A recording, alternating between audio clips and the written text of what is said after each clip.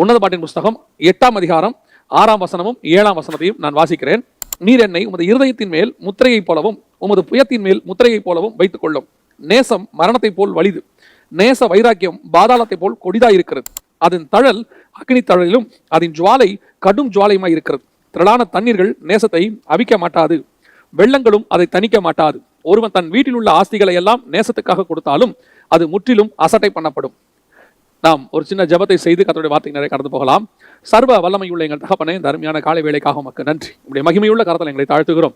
நீர் தாமே இந்த காலை வேளையில் எங்களோடு கூட பேசுவீராக, இடைபடுவீராக. இந்த வசனத்தின் ஆழத்தில் இருக்கக்கூடிய உங்களுடைய உன்னதமான அன்பை நாங்கள் புரிந்து கொள்ள கர்த்தர் எங்களுக்கு கிருபை பாராட்டுவீராக. அப்பா, மனுஷனுடைய சத்தம் அல்ல ஆண்டவரே, உம்முடைய சத்தமே மாற்றத்தை கொண்டு வரும். உம்முடைய சத்தமே எங்கள் இருதயத்தோடு கூட பேசும். இந்த காலை வேளையில் எங்களோடு கூட நீர் பேசுவீராக, இடைபடுவீராக, உங்களுடைய வார்த்தைகளை அனுப்புவீராக. நீர் மாத்திரம் மகிமைப்படுவீராக. எங்கள் ஆண்டவர் இயேசுவின் நாமத்தில் பிதாவே. உன்னத பாட்டின் புஸ்தகம் 8ஆம் அதிகாரம் 6-7 வசனத்துல 3 காரியங்கள் அந்த பாடலை பாடிக்கொண்டிருந்த போது அந்த 3 காரியங்களை கர்த்தர் உணர்த்தினார். ஒன்று, உம்முடைய நேசம் அக்கினி சுவாலையாக இருக்கிறது, கடும் அக்கினி சுவாலையாக இருக்கிறது. 2வது, தண்ணீர்களும் வெள்ளங்களும் அதை அணைக்க மாட்டாது அப்படின்னு சொல்லி இந்த பாடலை பாடும்போது அப்படியே அதுல ஆராதனையில நிரம்பி பாடிக்கொண்டிருந்த போது அதுல கர்த்தர் சொன்னதான ஒரு வார்த்தை, உம்முடைய நேசம் அக்கினி சுவாலையை போன்றது அப்படின்னு சொல்லி. இந்த நேசத்தை ஏன் கர்த்தர் அக்கினி ஜுவாலையோடு கூட கம்பேர் பண்றாரு, ஏன் அக்கினி ஜுவாலையோடு கூட பண்றாரு அப்படின்னு சொல்லி நீங்க பாத்தீங்கன்னு சொன்னா, அதுக்கு முன்னாடி அந்த வசனத்துல அந்த நேசம் பாதாளத்தை போல வழியாக இருக்கிறது. என்ன சொல்லுதுன்னா, உங்களுடைய நேசம் வைராகியம் பாதாளத்தை போல் கொடிதா இருக்கிறது. என்ன கொடிதா இருக்கு அப்படின்னு கேட்டீங்கன்னு சொன்னா, அந்த நேசம் உள்ளே வந்த உடனே பாதாளத்துல ஒரு கொடுமை இருக்குதாம். இப்ப அந்த ஐஸ்வர்யவான் பாதாளத்துல இருக்கிறார். பாதாளத்துல இருக்கிற ஐஸ்வர்யவான் ஆபிரகாமை பார்த்து என்ன சொல்றாருன்னா, எனக்கு கொஞ்சம் தண்ணி வேணும்னு கேட்கிறாரு. ஏன்னா அந்த அக்கினி அங்க இருக்கு, அவியாத அக்கினி. அப்படி ஒரு அக்கினி அங்க இருக்கும்போது அவர் ஆபிரகாம் பார்த்து சொல்றாரு, எனக்கு கொஞ்சம் தண்ணி கொடுங்க அப்படின்னு கேட்கிறாரு. அவ்வளவு கொடிது தாகம் அந்த அனல். அதே தான் இந்த இடத்துல யூஸ் பண்றாரு இந்த உன்னத பாட்டுல. அந்த நேசம் எப்படிப்பட்டதாக இருக்கிறதா, அனல் உள்ளதாக, ஒரு பயங்கரமான கொடிதான். ஏங்க ஒரு அன்பை இப்படி சொல்ல முடியுமா? ஒரு அன்பு இப்படி ஒரு கம்பாரிசன் பாதாளத்தோட கம்பேர் பண்ண முடியுமா? சில பைபிள்ல சில விஷயத்தை நெகட்டிவ் கம்பேர் பண்ணியிருப்பார் ஆண்டவர். நம்ம ஏற்கனவே சொல்லியிருக்கிறோம், புளித்த மாவுக்கு சமானமாக பரலோகத்தை கம்பேர் பண்ணுவார். இந்த நெகட்டிவ் கம்பாரிசன் அதே மாதிரி தான் இந்த இடத்துலையும் கம்பேர் பண்றாரு. எதோட கம்பேர் பண்றாரு? பாதாளத்தோடு கூட கம்பேர் பண்ணுகிறார். அந்த பாதாளத்துல ஒரு வலி இருக்கிறது, அங்கிருந்து அந்த பாதாளத்திலிருந்து மீள முடியாமல் மாட்டிக்கொண்டோன்னு இருக்குது. அந்த மாதிரி ஒரு நேசம் மணவாளன் மேல மணவாட்டிக்கு இருக்குதாம். சிலர் இந்த உன்னத பாட்டின் புஸ்தகத்தை மாம்ச பிரகாரமா படிக்கிறாங்க. எனக்கு ஒரு சிலர் லெட்டர் கூட எழுதியிருக்கிறாங்க, மெயில் கூட அனுப்பிச்சிருக்காங்க. என்ன சொல்லி கேட்டிருக்காங்க அப்படின்னு கேட்டா, இந்த உன்னத பாட்டு ஏன் இந்த இடத்துல இப்படி இருக்குது? அது ஒரு மணவாளனுக்கும் மணவாளிக்கும் உள்ளதான ஒரு பர்சனல் கான்வர்சேஷன். இந்த பர்சனல் கான்வர்சேஷனை அப்படியே இங்க கொடுத்துருக்காங்களே, என்னத்துக்காக, இதுல என்ன பின்னாடி இருக்குது அப்படின்ட்டு ஒரு சகோதரி மட்டும் கிளீனா கேட்டிருந்தாங்க. இதுக்கு பின்னாடி ஏதாவது ஆவிக்குரிய சத்தியம் இருக்கா அப்படின்னு கேட்டிருந்தாங்க. இந்த 66 புக்குமே ஆவிக்குரிய சத்தியம் தான். இதுல எதுவுமே மாம்சத்தையோ எதையோ தூண்டக்கூடிய விஷயங்கள் கிடையவே கிடையாது. இந்த உன்னத பாட்டுடைய புக்கு அமைப்பையே பாருங்களேன், எவ்வளவு அழகா அமைச்சிருக்கிறாருன்னு. பிரசங்கிக்கு அப்புறம் தான் உன்னத பாட்டு இருக்கும். அப்படி அர்த்தம் என்னன்னா, பிரசங்கி புஸ்தகத்தினுடைய மைய கருத்து உலகம் மாயை. எப்ப நீங்க உலகம் மாயைன்னு புரிய வருதோ, அந்த மாயை புரிந்த பிறகுதான் தேவனுடைய உன்னதமான அன்பு வெளிப்படும். அதனாலதான் அங்க வச்சிருக்கிறார். அந்த உன்னதமான அன்பு வெளிப்படணும்னா உலகம் உங்களுக்கு மாயைன்னு தெரியணும். உலகம் மாயைன்னு தெரியாம உன்னத தேவனுடைய அன்பு தெரியாது. இந்த இடத்துல என்ன அன்பு இருக்குது, உன்னதமான அன்பு எது இருக்குது அப்படின்னு கேட்டீங்கன்னு சொன்னா, நம்முடைய குமாரனாகிய கிறிஸ்து மணவாளனாக வெளிப்பட்டு மணவாட்டி சபையை தன்னோடு கூட எடுத்துக்கொண்டு போகிறார். இதுதான் அங்க இருக்கு. தாவீதின் ராஜ்யபாரம், கிறிஸ்துவின் ராஜ்யபாரம் நம்ம பார்த்திருக்கிறோம், ஏற்கனவே இதை பத்தி எடுத்திருக்கிறோம். அதே மாதிரி சாலமோனுடைய உலக வாழ்க்கை அல்லது சாலமோனுடைய வாழ்க்கை கிறிஸ்துவினுடைய மனவாட்டிக்குரிய வாழ்க்கை. அவங்களுடைய அந்த கம்பாரிசன் இங்க அது அப்படியே இருக்கும். எப்படி தாவீதுடைய எல்லாமே கிறிஸ்துவினுடைய ராஜ்யபாரத்துக்கு கம்பாரிசனா இருக்குமோ, இங்க சாலமோனுடைய வாழ்க்கை முழுவதுமாக மனவாட்டி சபைக்கு கம்பாரிசனாக இருக்கும். இங்க மனவாட்டி சபையை கூப்பிடுறது, அவ திறக்க மாட்டேன்னு படுத்திருக்கிறது, அப்புறம் மணவாளன் போறது, அவள் எழுந்திருச்சு திறக்கிறது, அப்ப காவலர்கள் பிடிச்சு அவளை அடிக்கிறது, திருப்பி மணவாளன் கூட்டிட்டு போறது, எல்லாத்தையும் கவனிச்சு பாருங்க. சபைக்கு ஆண்டவர் கொடுக்குற காஷன், வாசப்படிலிருந்து கதவை தட்டுவாரு, சபை கதவை எழுந்து திறக்கணும், இல்லாவிட்டால் அந்த ரகசிய வரைக்கும் முடிஞ்சிடும். அதுக்கு பிறகு அவ எழுந்திரிச்சு போவா, உபத்திரவ காலம், காவலர்கள் பிடிச்சு அடிப்பாங்க, திருப்பி பகிரங்கமாக அவர் மீட்டுக் கொள்வார். இதெல்லாமே அதுக்குள்ள இருக்கும். ஒவ்வொன்றுக்குள்ளும் மணவாட்டி எங்க இருப்பா? கண்மலையின் வெடிப்பிலும் சிகரங்களின் மறைவிடங்களிலும் இருப்பா. கண்மலை வெடிப்பு எது? கிறிஸ்துவினுடைய காயங்கள். அதனால தான் மோசே கொண்டு போய் கண்மலை வெடிப்புல வச்சிருக்கிறார். இதே மாதிரி ஒவ்வொன்றுக்கு பின்னாடியும் நதிக்கரை ஓரத்தில் தங்குகிற புறா கண்கள். நதிங்கிறது பரிசுத்த ஆவியானவர் குறிக்கும், புறாங்கிறது மனவாட்டியை குறிக்கும். பரிசுத்த ஆவியானவருக்குள்ளே தங்கி இருக்கிறதான கலங்கின கண்கள், அழுது கொண்டிருக்கிற கண்கள், ஆத்ம பாரத்தோடு இருக்கிற கண்கள் அர்த்தம். இந்த மாதிரி எல்லா கம்பாரிசனுமே பாத்தீங்கன்னா உன்னத பாட்டு அப்படியே முழுக்க மனவாட்டி சபை, நம்ம புதிய ஏற்பாட்டு சபையினுடைய ஒரு வெளிப்பாடாக இருக்கும். இதுல அவங்க சொல்லக்கூடிய ஒரு நேசம் எப்படிப்பட்ட ஒரு நேசம்னா, மணவாளனுக்கும் மணவாட்டிக்கு இருக்கிற நேசம். அந்த மணவாட்டி சொல்றா, உங்களுடைய நேசம் எனக்கு எப்படி இருக்குது? பாதாளத்தை போல கொட்டியதாக இருக்கிறது. அந்த அக்கினி, ஒரு அக்கினி எனக்குள்ள இருக்கு, அந்த அக்கினி எனக்கு கொதிக்குது, அது என்னை சாக விட மாட்டேங்குது. அந்த நேசம் அப்படிப்பட்டதான ஒரு நேசம். கிறிஸ்துவின் அன்பை பத்தி பவுல் எழுதுறாரு, கிறிஸ்துவின் அன்பு என்னை நெருக்கி ஏவுகிறதுங்கிறார். கிறிஸ்துவின் அன்புக்குள்ள நீங்க வந்துட்டீங்கன்னா, அந்த நேசத்துக்குள்ள வந்துட்டீங்கன்னா, அந்த நேசத்தை நீங்க உணர்ந்துட்டீங்கன்னா, அதுக்கப்புறம் உங்களால இந்த உலகத்துல நிம்மதியா வாழ முடியாது. என்னங்க சொல்றீங்க? அவர் தானே சந்தோஷம் சமாதானத்தை கொடுக்குறாரு. ஒரு கணவனை ஒரு மனைவி பிரிஞ்சு, ஒரு அன்பான கணவன் ஒரு அன்பான மனைவி ரொம்ப அன்பாக நெருக்கமாக வாழ்ந்தவர்கள், ஒரு நாள் கூட ஒருத்தரை விட்டு ஒருத்தர் பிரிய முடியாது. அப்படி ஒரு நேசத்துல இருந்தவங்க திடீரென்று வேலை நிமித்தமா கணவன் பிரிந்து போனால் அந்த மனைவியினுடைய நிலை எப்படி இருக்கும்? நம்ம தமிழ் பாடல்கள் எல்லாம் பாத்தீங்கன்னா அகரானூர்னு சொல்லுவாங்க. இந்த அகரானூர்ல கணவனுக்கும் மனைவிக்கும் உள்ளதான உறவுகளை பத்தி அதிகமா பாடியிருப்பாங்க. அது எல்லாத்துக்கும் எக்ஸாம்பிளா இருக்கிறது அந்த உன்னத பாட்டு. இதுல அந்த வசனம் சொல்லுது, அந்த மணவாளன் என்னை விட்டு போயிருக்கிறார். இப்போ அவரை பார்க்கிற வரைக்கும் என் நேசம் எப்படி இருக்குதா, அவரை சந்திக்கிற வரைக்கும், ஒரு முகத்தை பார்க்கிற வரைக்கும் அந்த அன்பு எனக்கு பாதாளத்தினுடைய ஒரு வேதனை எப்படி இருக்கும், அந்த மாதிரி வேதனையை நான் பூமியில அனுபவிக்கிறேங்கிறார். கிறிஸ்துவின் மேல இந்த நேசம் இருக்குதா? கிறிஸ்துவ நம்ம இப்படி நேசிக்கிறோமா? கிறிஸ்து நம்மளை அப்படிதான் நேசிக்கிறாராமா. மணவாளன் அப்படித்தான் மணவாட்டியை நேசிக்கிறார். ஆனா நமக்கு என்ன நேசம் இருக்கு அவர் மேல? ஒரு அக்கினி.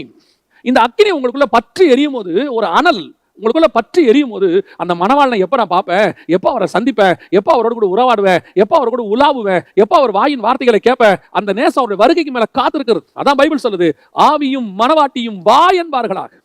இன்னைக்கு கிறிஸ்துவின் வருகையை எப்படி ஆயிடுச்சுன்னா கமர்ஷியல் ஆயிடுச்சு. கிறிஸ்துவின் வருகை எப்படி ஆயிடுச்சுன்னா ஒரு எதிர்பார்ப்போட, எந்த எதிர்பார்ப்போட? அவர் வந்தா அந்திகிறிஸ்து ஆட்சிக்கு நான் தப்பிச்சு பரலோகத்துல போய் உட்காந்துப்பேன். இது எப்படி இருக்குன்னா ஆல்டர்னேட், என்னை இங்க இருந்து காப்பாத்தி கொண்டு போய் அங்க வச்சுப்பாரு. ஒரு வகையில நம்ம பிரசங்கம் பண்ணும்போது கூட நான் யோசிப்பேன், ஜனங்களை பயமுறுத்தி கொண்டு வரணும் இவங்க எல்லாம் சொல்றாங்களே, ஒருவேளை அந்த மாதிரி போதா? ஆக்சுவலா அதோட பார்ட் என்னன்னு கேட்டீங்கன்னா, எனக்கு இந்த உலகம் அல்ல, எனக்கு என்னுடைய தேவன் இருக்கிற இடம். ஆபிரகாம் எடுத்துக்கொள்ளுங்க, அவருக்கு இந்த உலகத்தினுடைய ஆஸ்தி எல்லாம் கிடைச்சிருச்சு, எல்லாம் வந்து செல்வ சீமானா இருக்கிறார். ஆனா அவர் என்ன சொல்றாரு? இதை அல்ல, இதிலும் மேன்மையான பரமதேசத்தையே நான் நாடுகிறேன். பவுல் சொல்றாரு, எனக்கு ஒன்று நியமிக்கப்பட்டிருக்கிறது, அதை நான் வாஞ்சையை தொடர்கிறேன். இங்க நீங்க ஊழியம் பண்ணுங்க, உலக பிரகாரமா என்ன வேணாலும் இருங்க, ஆனா உங்க ஆத்மாவுடைய வாஞ்சை எது மேல இருக்கணும் தெரியுமா? எப்ப நான் இயேசுவை சந்திப்பேன், எப்ப நான் போவேன், இந்த இயேசுவை நான் சந்திப்பேன், எப்ப போவேன்னு சொல்லக்கூடிய இந்த அக்கினி உங்களுக்குள்ள இருக்கணும். பல நேரங்கள்ல இந்த இடத்துல என்ன நடக்குதுன்னு கேட்டீங்கன்னு சொன்னா, இந்த அக்கினிக்கு பதிலா வேறொரு அக்கினி உள்ள வந்துருது. லேவியராகமத்தின் புத்தகம் 10ஆம் அதிகாரம் 1ஆம் வசனத்தில் நீங்க வாசிக்கும் போது வசனம் சொல்லுது, ஆரோனின் குமாரர் என்ன பண்றாங்களா, அந்நிய அக்கினியை கொண்டு வராங்க. அதாவது அந்த அனலுக்கு பதிலாக வேற ஒரு அனல் வந்துருது. இன்னைக்கு நமக்கு அப்படித்தான் ஒரு அனல் ஊற்றப்பட்டிருக்கு. என்ன அனல் ஊற்றப்பட்டிருக்கு? இந்த உலகத்தை நீ சாதிக்கணும், நீ படிச்சு பெரிய ஆள் ஆகணும், நீ வந்து எல்லார் கண்களுக்கு முன்பாக அப்படி இருக்கணும் இப்படி இருக்கணும்னு சொல்லி உங்களுக்குள்ள வேறொரு வாஞ்சையை, வேறொரு ஃபயரை போட்டு விட்டுறாங்க, வேர்ல்ட்லி ஃபயர். இந்த உலகத்துல நீங்க என்ன சாதனை பண்ணாலும், எப்பேற்பட்ட சாதனை பண்ணாலும், ஒரு நாள் நீங்கள் மறக்கப்பட்டு போவீர்கள். அந்த சாதனையினுடைய முடிவு என்ன? நீங்க என்ன வேணாலும் செய்யுங்களேன், அந்த சாதனையினுடைய முடிவு என்ன? ஒரு நாள் மறக்கப்பட்டு போவீர்கள். இந்த உலகத்தையே 70% ஜெயித்த அலெக்சாண்டர், இந்த வேர்ல்டு வந்து 70% அவனுக்கு தான் சொந்தம், தனி மனுஷனுக்கு. அந்த அலெக்சாண்டருடைய சந்ததி எங்கே? இப்ப அவன் பேர் எந்த இடத்துல இருக்கு, எவ்வளவு தூரத்துல இருக்குது? கொஞ்சம் நினைச்சு பாருங்களேன். அலெக்சாண்டர் ஒரு மாவீரன், அதுல எந்த மாற்று கருத்தும் இல்லை. ஆனால் இன்னைக்கு அலெக்சாண்டருடைய சந்ததிகள் எங்கே? அலெக்சாண்டருக்கு சொந்தமா இன்னைக்கு என்ன இருக்குது? அவன் என்னத்தை அனுபவிக்கிறான்? அதான், உலகம் முழுவதும் ஆதாயப்படுத்தினாலும் ஆத்மாவை நஷ்டப்படுத்தினால் பயன் என்ன? இன்னைக்கு நம்ம இந்த உலகத்துல அப்படி ஆகணும் இப்படி ஆகணும், வேற ஒரு ஃபயர். சின்ன வயசுல இருந்து வரும்போதே உங்க பிள்ளைகளுக்குள்ள என்னத்தை போட்டு விட்டுறீங்க? நீ ஒரு பெரிய டாக்டர் ஆகணும், நீ ஒரு பெரிய இன்ஜினியர் ஆகணும், நீ ஒரு பெரிய கலெக்டர் ஆகணும், இல்ல ஒரு பெரிய மியூசிஷியன் ஆகணும், அப்படி ஆகணும் இப்படி ஆகணும். அவனுக்குள்ள வேற ஒரு ஃபயரை போட்டுறீங்க. ஆக்சுவலா என்ன ஃபயர் இருக்கணும்? உன் தேவனாகிய கர்த்தரை தேடுகிறது. அதாவது சாரால் நவரஜாமா ஒரு பாட்டு ஒன்று இருக்கு, அந்த பாட்டுல அவங்க சொல்லுவாங்க, எஜமான் என் இயேசு முகம் தேடுவேன், என் கண் கர்த்தாவின் கரம் நோக்குமே. என்னைக்கு நான் அவர் பார்ப்பேன், அவர் முகத்தை பார்ப்பேன். இன்னொரு பரிசுத்தவாதி எழுதியிருக்கிறாங்க, இன்ப இயேசு ராஜாவை நான் பார்த்தால் போதும், மகிமையில் அவரோடு கூட நடந்தால் போதும். அது போதும் எனக்கு லைஃப்ல, என்னுடைய வாழ்க்கையில ஒன்னே ஒண்ணுதான் எனக்கு தேவை, எப்ப என் இயேசு வருவாரு, எப்ப நான் அவர் முகத்தை பார்ப்பேன், எப்ப நான் அவர் கூட நடப்பேன். இன்னைக்கு நமக்குள்ள இந்த ஆல்டர்னேட் அக்கினி போடப்பட்டுருச்சு. ஆவிக்குரிய வாழ்க்கையிலுமே சொல்லுவேன், நான் சொல்லுவேன், இந்த ஊழியத்தை கூட சொல்லுவேன். ஊழியம் எனக்கு கொடுக்கப்பட்டதான ஒரு கடமை, என் மேல் விழுந்ததான ஒரு கடமை, அது எனக்கு கொடுக்கப்பட்ட பரலோகத்தினுடைய ஒரு ப்ராஜெக்ட். இந்த ப்ராஜெக்டால என் தேவனோடு இருக்கிற அன்பு எனக்கு போயிடக்கூடாது. இந்த ப்ராஜெக்ட்னால எனக்கும் தேவனுக்கு இருக்கிறதான அந்த ஐக்கியம், அந்த அன்பு, உறவு, அதுக்குள்ள எதுவும் உள்ள வரக்கூடாது. நிறைய பேர் இந்த ஊழியம் பண்ணுவாங்க, ஊழியம் பயங்கர பிஸி. அதில் அவங்க சொல்லுவாங்க, காலையில 3 ஆராதனை 2 ஆராதனை, காலையில இங்க ஒரு ஆராதனை, இங்க இருந்து போய் அங்க ஒரு ஆராதனை நடத்தணும். சில எவாஞ்சலிஸ்ட்டை கேட்டிருக்கிறேன், 7 நாளும் மீட்டிங்ஸ், பயங்கர பிஸி. ஏன்? ஒரு காலத்துல நாங்களும் அதை அப்படித்தான் விரும்பணும், ஆரம்பத்தில் அறியாது இருந்து. 7 நாளும் மீட்டிங், அங்க மீட்டிங் இங்க மீட்டிங். எப்ப தேவனோட உட்காருவீங்க? கொஞ்சம் எடுத்து பாருங்களேன். ஒரு கணவன் குடும்பத்துக்கு தான் சம்பாதிக்கிறாரு, குடும்பத்துக்கு தான் சம்பாதிக்கிறாரு, வேக வேகமா சம்பாதிக்கிறாரு, அங்க ஓடி இங்க ஓடி எல்லாம். காலையில 6 மணிக்கெல்லாம் 5 மணிக்கெல்லாம் எழுந்திரிச்சு குளிச்சு கிழிச்சு ரெடியா போய் நைட் 11 மணிக்கு பிள்ளைங்க முகத்தை பாக்குறதுல, அவர் போகும்போது பிள்ளைங்க தூங்கிட்டு இருக்கும், திருப்பி வரும்போது பிள்ளைங்க தூங்கிட்டு இருக்கும். நடுவில் என்ன நடக்குது? போன் அடிச்சா கூட எடுக்க மாட்டாங்க. சிலர் சொல்லுவாங்க, நான் வேலையில் ரொம்ப பிஸியா இருக்கேன். சில ஊழியக்காரங்களை பார்த்திருக்கேன், ஊழியக்காரன் ரொம்ப பிஸியா இருக்கேன், எல்லாம் உண்மைதான். ஆனால் உனக்கு கொடுக்கப்பட்டதான அந்த நேசம், நீ செலுத்த வேண்டிய பிரதானமான வேலை என்னது? ஒரு நெருப்பு உனக்குள்ள இருந்து எப்ப நான் பார்ப்பேன், எப்ப அவரோட இருப்பேன். அந்த கணவனை பாருங்க, இப்படி இருப்பாரு, குடும்பத்தில் அவர் மேல அன்பு இருக்காது. ஆனா ஒண்ணுமே இல்லாம அந்த தாய் கூடவே உட்காந்துருப்பாங்க, அந்த தாய் அப்படியெல்லாம் கட்டி பிடிச்சிட்டு இருக்கோம். அப்ப அந்த கணவன் கேட்பாரு, இவ்வளவு சம்பாரிச்சு போட்டது நான் தானே, இவ்வளவு பண்ணது நான் தானே. உண்மைதான், ஆனால் அன்பு காட்டினது அந்த தாய். நீ எங்களுக்கு தேவையான எல்லா வசதி வாய்ப்புகளையும் ஏற்படுத்தி கொடுத்தீங்க, ஆனா எதை செய்யல தெரியுமா? எங்களுக்கு தேவையானது அன்பு. எத்தனையோ குடும்பத்துல பார்த்திருக்கிறோம், கஷ்டப்பட்டு தான் சம்பாதிப்பாங்க, கொஞ்சம் தான் பணம் இருக்கும், ஆனா என்ன செய்வாங்க தெரியுமா? குடும்பமா உட்காந்து சாப்பிடுவாங்க, எல்லாம் சுத்தி உட்காந்து குடும்பமா சாப்பிடுவாங்க, ஃபேமிலியா சாப்பிடுவாங்க, ஒருத்தருக்காக ஒருத்தர் வெயிட் பண்ணுவாங்க, இருங்க அப்பா வந்துட்டோன்னு. இப்போ எப்படி இருக்குது? மனைவி ஒரு பக்கம் சாப்பாடு செஞ்சு முடிச்சோன்னு சாப்பிட்டு முடிச்சிடறாங்க, பிள்ளைங்க சாப்பாடு எடுத்துக்கிட்டு போய் டிவிக்கு முன்னாடி உட்காந்துட்டு அது ஒரு பக்கம் பார்த்துக்கிட்டே சாப்பிடுது. கணவன் வரும்போது அவர் உட்காந்து தனியா கேட்டா அவர் டேபிள் மேல இருக்கு போட்டு சாப்பிடு. இது எப்படி இருக்கு பாருங்க. இப்போ இருக்கு எல்லாம், ஆனால் என்ன இல்ல, நடுவில் என்ன இல்ல? அந்த அன்பு மிஸ்ஸிங். இதே தான் ஸ்பிரிச்சுவலி நடக்குது, ஊழியக்காரனுக்கு நடக்குது. பயங்கரமான மினிஸ்ட்ரி, பல நாடுகளில் மினிஸ்ட்ரி, ஃப்ளைட்ல பறந்துட்டு இறந்துட்டு இருக்கிறாரு. ஆண்டவர் கேட்கிறாரு, என்னைக்கு என் கூட உட்காருவ, என்னைக்கு ஒரு 4 வார்த்தை என்கிட்ட அன்பா பேசுவ? நீ எப்போ ஆண்டவர்கிட்ட வர? மினிஸ்ட்ரியில் பயங்கர டென்ஷன், ஆண்டவரே எனக்கே இவ்வளோ டென்ஷன். ஆண்டவர் கேட்டார், இவ்வளோ டென்ஷன் உன்னை யார் எடுக்க சொன்னது? யார் இவ்வளோ டென்ஷனா மினிஸ்ட்ரி பண்ண சொன்னது? இவ்வளோ டென்ஷனா பிசினஸ் யார் பண்ண சொன்னது? இவ்வளோ டென்ஷனா எல்லாரும் யார் படிக்க சொன்னது? அதுக்குரிய நேரத்தை அதுக்கு கொடுங்க போதும். தேவனுக்குரிய நேரம் தான் ரொம்ப முக்கியம். அந்த அக்கினி ஒரு அனல் ஓடிட்டே இருக்கணும் உள்ள. உம்மீது கொண்ட நேசம் எப்போ பார்ப்போம்? நம்ம சில விஷயத்த நெகட்டிவ் கம்பாரிசன் நான் சொன்ன பாருங்களேன். நான் இப்போ ஒரு நெகட்டிவ் கம்பாரிசன் உங்களுக்கு சொல்றேன் பாருங்களேன். உலக பிரகாரமான நேசம் கொண்டவர்கள் நீங்க பாருங்களேன். அந்த உலக பிரகாரமான நேசம் கொண்டவர்கள், அந்த நேசத்தை நாம் தவறு என்று சொல்லுகிறோம். நான் ஒரு நெகட்டிவ் கம்பாரிசன் தான் பண்ணி பார்க்கிறேன். ஒரு பெண்ணை ஒரு ஆண்மகன் சந்திக்க வேண்டும் என்று விரும்பும் போது, அவள் 5 மணிக்கு இல்லை ஒரு 4 மணிக்கு வரேன்னு சொல்லியிருந்தானா, அவன் 3:30 மணிக்கே போய் ரெடியா நிற்பான். அதுவும் பக்காவா ரெடியாகி நிற்பான். அவனை சந்திக்க வர அவ எப்படி வருவா? எல்லாம் ரெடியா பக்காவா வந்து அந்த நேரத்துக்கு வந்து நிற்பான். ஏன் லேட்டு? ஒரு கால், ஒரு ஃபோன் கால், இப்போ இருக்கிறது வச்சுக்கோங்க, ஒரு ஃபோன் கால் வரதுக்கு லேட் ஆகுது. ஏன் லேட்டு? ஏன் ஃபோன் பண்ணல? 5 மணிக்கு நீங்க பண்றீங்களா, ஏன் பண்ணல? 6 மணிக்கு பண்றீங்களா, ஏன் பண்ணல? நான் வெயிட் பண்ண தெரியுமா? அது ஒரு பொய்யான கோவமா உண்மையான கோவமா? அங்க ஒரு கோபம் வருது இல்ல? ஏன்? என் நேசத்தை நீ அசட்டை பண்ணுகிறாய். உனக்கென்று நான் ஒரு நேரத்தை கொடுத்துருக்கிறேனே, நீ அசட்டை பண்ற. உன் கூட நான் இருக்கதான் விரும்புறேன் ஒழிய நீ என்ன கிஃப்ட் வாங்கிட்டு வர்றது முக்கியம் இல்ல. முதல்ல நீ ஏன் கூட இரு. நிறைய கணவன்மார்கள் இன்னைக்கு வீட்டில் பண்ற தப்பு அதுதான். கேட்டு பாருங்க, வீட்டில் என்ன இல்லை அப்படின்னு கேட்பாங்க. வீட்டில் என்ன இல்லை? 60 இன்ச்சு டிவி இருக்கு. வீட்டில் வேற என்ன இல்லை? கிரைண்டர் இருக்கு, மிக்சி இருக்கு, ஐபாட் இருக்கு, எங்க வீட்டில் வந்துட்டு ஆப்பிள் ஃபோன் இருக்கு, எங்க வீட்டில் அத்தனையும் இருக்கு. செல்போன்ல நான் இருக்கிறதுலே காஸ்ட்லியா வாங்கி கொடுத்துருக்கேன். எல்லாம் வாங்கி கொடுத்தீங்க, நீங்க இருந்தீங்களா வீட்லயா? இது எல்லாம் பொருள், நீங்கள் தான் மனுஷன். இதெல்லாம் அன்பு செலுத்தாது, இது என்டர்டெயின் பண்ணும். பட் நீங்க தான் லவ் பண்ண முடியும். லவ் பண்றதா நேசிக்கிறத நான் சொல்றேன். இது எல்லாம் என்டர்டெயின் பண்ணும், சந்தோஷமா வச்சுக்கோ. சந்தோஷமா ரோட்ல போற கோமாளி கூட வச்சுப்பாரு. இந்த பஃபூன்லாம் வராரு பாருங்க, அவரு கூட மனுஷனை சந்தோஷமா வச்சுப்பாரு. ஆனா நேசிக்கிறது யார் நேசிக்க முடியும்? கூட இருக்கிற அந்த நேசத்தை தான் தேவன் கேட்கிறாரு. அவர் சொல்றாரு, நீ என் மேல வச்சுக்கிற நேசம் எப்படி இருக்கு? அக்கினியா இருக்கணும், ஃபயரா இருக்கணுங்கிறார் ஆண்டவர். ஒரு நெருப்பு மாதிரி இருக்கணும். நீ என்ன நேசிக்கிற நேசம் அந்த மாதிரி இருக்கணும். அந்த நேசம் தேவன் மேல இருக்கா? செலுத்தி கொண்டு இருக்கிறோமா? ஆண்டவர் அந்த நேசத்தோடு கூட பார்க்குறோமா? கொஞ்சம் யோசிச்சு பாருங்க. கேட்டால் நம்ம என்ன சொல்கிறோம்? சண்டே சர்ச்சுக்கு போகிறோம், சண்டே கரெக்டாக ஆராதனைக்கு போகிறோம். இப்போ திறந்துட்டாங்க, நாங்கள் போய் கரெக்டாக போயிட்டு இருக்கிறோம். நாங்கள் வந்துட்டு டெய்லி பைபிள் வாசிக்கிறோம், ஜெபம் பண்ணுறோம். ஸ்பிரிச்சுவல் லைஃப் என்பது ஏதோ ஃபார்முலா போட்டு வச்ச ஒரு ரொட்டீன் கிடையாது. வண்டியை ஸ்டார்ட் பண்ணி விட்டோம். இப்போ வந்து டெஸ்லால எலான் மாஸ்க் வண்டி விட்டுருக்காரு, அதை ஸ்டார்ட் பண்ணி விட்டா போதும், அது பாட்டு போயிட்டே இருக்கும். 60 கிலோமீட்டர் ஸ்பீடில் ஆள் இல்லாமல் போயிட்டே இருக்கும். அந்த வண்டிக்கும் உங்கள் வாழ்க்கைக்கு என்ன பெரிய வித்தியாசம் இருக்கு? காலையில் எழுந்திரிச்சோம், நாங்கள் கரெக்டாக சர்ச்சுக்கு வந்தோம், ஜெபம் பண்ணோம், முழங்கால் போட்டோம், ஜெபம் பண்ணோம், அப்புறம் தசமா காணிக்கை கொடுத்தோம், வீட்டுக்கு போயிட்டோம். இது ஒரு மெக்கானிக்கல் ஸ்பிரிச்சுவல் லைஃப். கர்த்தர் எதிர்பார்க்கறது தெரியுமா? நேசம். அப்படியே தேவன் வரத்துக்கு நீங்க காத்திருக்கணும். சங்கீதக்காரன் சொல்றான், குறிப்பிட்ட நேரத்திற்கு முன்பதாகவே என் ஆத்துமா விழித்துக் கொள்கிறது. அதுதான் மனவாட்டி, அதுதான் நேசம். அந்த நேசத்தை கர்த்தர் எதிர்பார்க்கிறார். இப்படிப்பட்ட ஒரு நேசம் நமக்குள்ள இருக்குதா? இந்த நேசத்துக்கு பதிலாக ஆல்டர்னேட் நேசம் இருக்கு. அந்நிய அக்கினி உள்ள வந்துருச்சு. அந்த அந்நிய அக்கினி உலக பிரகாரமா சொன்னா வேலை, அந்த அந்நிய அக்கினி உலக பிரகாரமா சொன்னா படிப்பு, அந்த அந்நிய அக்கினியை உலக பிரகாரமா இல்ல ஸ்பிரிச்சுவலா சொன்னா மினிஸ்ட்ரி, பயங்கர பிஸி மினிஸ்ட்ரி எல்லாம் இருக்கு. எப்ப ஜெபம் பண்ணுவீங்க? எப்போ அவர் கூட உட்காருவீங்க? எப்போ அவர் பேசுவீங்க? அவருக்கு எதிர்பார்க்கறது அதுதான். நீ ரொம்ப மினிஸ்ட்ரி பண்ண வேணாம், ஆனா தேவ சமூகத்தில் ரொம்ப உட்காருங்க. ஏன்னா வெறும் மினிஸ்ட்ரி பண்ணி தேவனோட இல்லாம நீங்க மினிஸ்ட்ரி பண்ணி பரலோகத்துக்கு போக முடியாது. ஏன்னா அவரே சொல்றாரு, என் பிதாவின் சித்தத்தின்படி செய்யாதவர்களே புறமான இருளுக்கு போங்கன்றார். அதே நேரத்தில் கொஞ்சம் மினிஸ்ட்ரி பண்ணி ரொம்ப நேரம் தேவ சமூகத்தில் இருந்தால் கூட நீங்கள் பரலோகத்துக்கு போயிடலாம். இன்னைக்கு நிறைய பேர் மினிஸ்ட்ரி பண்ணி அந்த மினிஸ்ட்ரியை அந்நிய அக்கினியாவே மாற்றிட்டாங்க. மாற்றி அவங்க குடும்பம் பிரிஞ்சு, அவங்க பிள்ளைகளுக்குள்ள சமாதானம் இல்லை, அவங்களுக்கும் பிள்ளைகளுக்கு நடுவில் சமாதானம் இல்லை, அவங்க உட்காந்து அன்பா பேசுறது எதுவுமே இல்லை. ஜஸ்ட் இன்னைக்கு ஒரு தீர்மானம் எடுங்க, ஆண்டவரே எனக்கு நீங்க தான் முக்கியம், ஆண்டவரே உங்க மேல வச்சிருக்கிறதா முக்கியம், என் பிசினஸ் எல்லாம் ரெண்டாவது, அது நீர் எனக்கு கொடுத்தது, அதுவும் இந்த பூமியில சர்வை பண்றதுக்காக கொடுத்தா ஒரு சின்ன பார்ட். இந்த பெரிய பிசினஸ், நிறைய பேர் சொல்லுவாங்க இந்த பிசினஸ்ல வந்து ரொம்ப நேரம் டைம் ஸ்பெண்ட் பண்ணுங்க, அதனுடைய விளைவு என்னங்க, என்ன செய்ய போறீங்க, அதனுடைய விளைவு என்ன? as much time spent in the God's presence. உங்களுக்கு ஒரு ஆஃபீஸ் இருக்கு, 8 hour ஒர்க் பண்ணுங்க, தப்பே கிடையாது. அடுத்த 16 மணி நேரத்தில் எத்தனை மணி நேரம் தேவனுக்கு கொடுக்குறீங்க? சிலர்லாம் ஆஃபீஸ் போகிறதுக்கு முன்னாடியே ஆஃபீஸ்க்கு வேலை பண்ண ஆரம்பிச்சிடுறாங்க. வீட்டில இருந்தே ஆஃபீஸ் வேலையை பார்த்துக்கிட்டே போவாங்க, முடிச்ச பிறகு ஆஃபீஸ் வேலையை பார்ப்பாங்க, வீட்டுக்கு வந்து ஆஃபீஸ் வேலையை பார்ப்பாங்க, ஃபோனில் பார்ப்பாங்க, லேப்டாப்பில் பார்ப்பாங்க. கேட்டு பாருங்க, இப்படிலாம் செஞ்சா தானே சம்பாரிச்சு உங்களை நாளைக்கு நல்லா வைக்க முடியும். அந்த குடும்பம் என்ன கேட்க தெரியுமா? நீ என்னை ரொம்ப நல்லா வைக்க வேண்டாம், நீ முதல்ல ஏன் கூட இரு. நிறைய பேரை பார்த்துருக்கிற பயங்கரமா வேலை செஞ்சு சீக்கிரம் செத்து போயிடறாங்க.